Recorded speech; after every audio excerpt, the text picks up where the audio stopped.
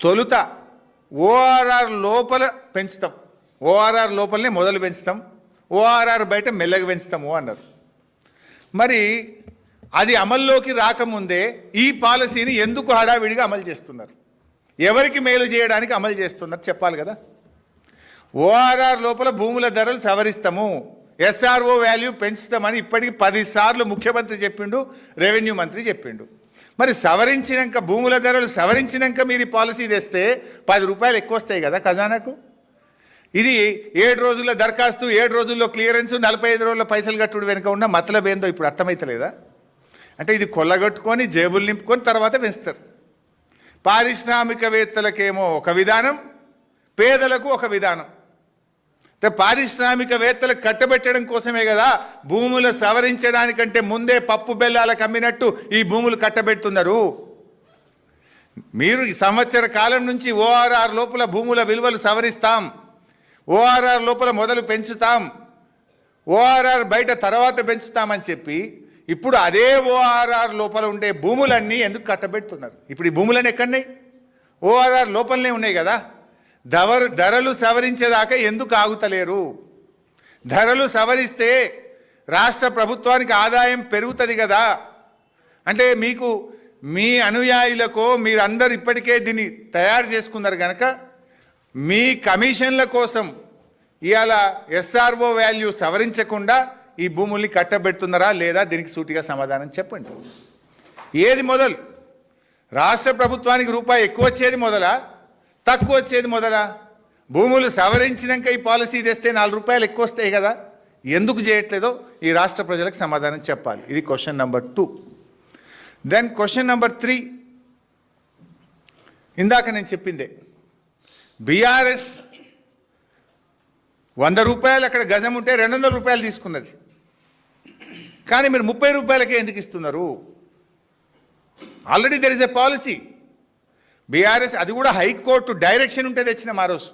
100 ఉంటే 200 తీసుకుందామన్నాం. మీరు 30 రూపాయలకే ఇస్తున్నారు. 170 రూపాయలు లాస్ అవుతుంది కదా.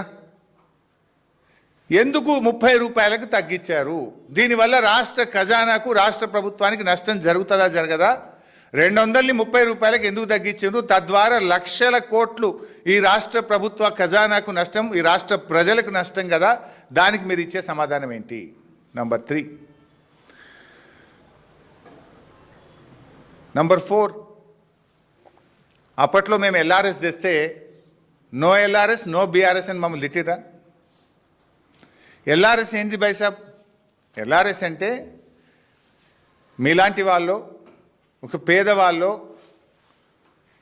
అమాయకులో ఆ లేఅవుట్కి అనుమతి ఉందో లేదో తెలియక పట్టా భూమిని డబ్బులు కట్టి రిజిస్ట్రేషన్ ఆఫీస్లో ఫీజు కట్టి 300 గజాలు 200 గజాలు కొనుక్కున్నారు. ఒక పేదవాడు 300 గజాలు కొనుక్కుంటే ఎల్ఆర్ఎస్కి ఎంత వసూలు చేసింది బైసాబ్?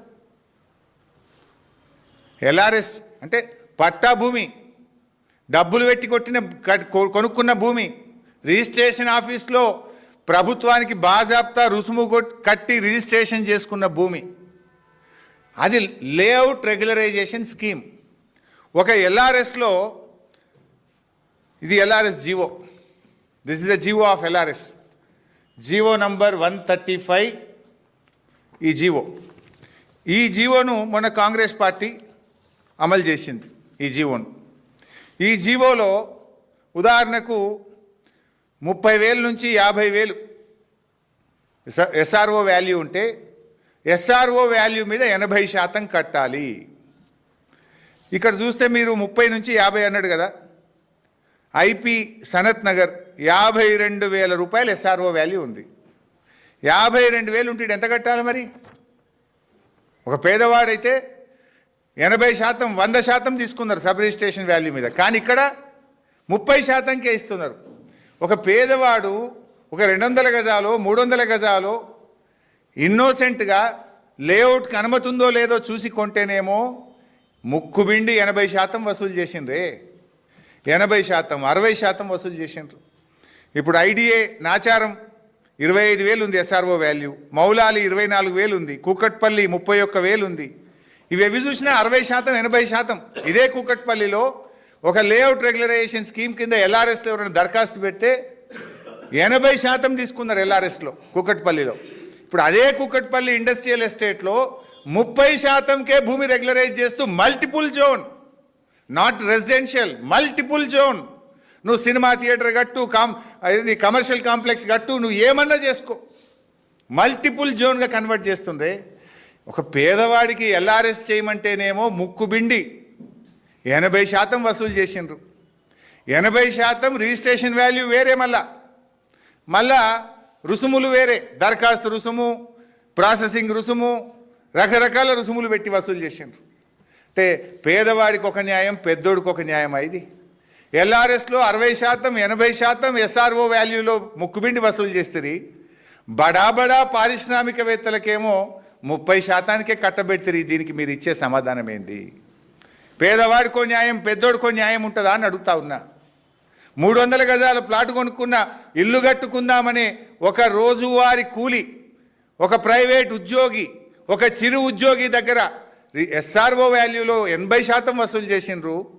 1000 కోట్లకు పడగలెత్తిన పారిశ్రామికవేత్త దగ్గర 30%కే మీరు మల్టిపుల్ జోన్ కన్వర్ట్ చేస్తే నీతి ఎక్కడిది అని అడుగుతా ఉన్నా.